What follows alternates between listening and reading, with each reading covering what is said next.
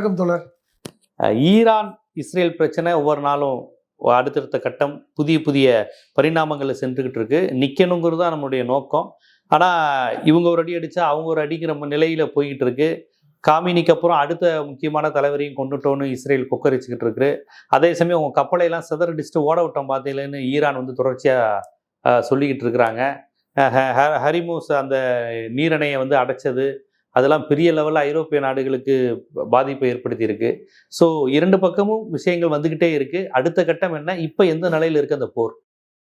கிட்டத்தட்ட 18 நாள் போர் நடந்து நீங்க சொன்ன மாதிரி முக்கியமான தலைவர் கொல்லப்பட்டிருக்கிறார்.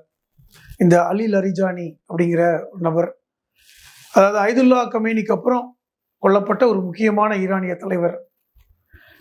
காரணம், இந்த அலி லாரிஜானி அவர்களுடைய அந்த உச்சபட்ச பாதுகாப்பு கவுன்சிலுடைய செக்ரட்டரி, தேசிய பாதுகாப்புன்னு சொல்லுவாங்கல்ல, அதுதான் ஈரானுடைய உச்சபட்ச தலைவர்னு சொல்லக்கூடிய அந்த சுப்ரீம் லீடரை வழிநடத்தக்கூடிய ஒரு கவுன்சில். அந்த கவுன்சிலுக்கு தலைவராக இருக்கக்கூடியவர் அந்த நாட்டுடைய ஜனாதிபதி.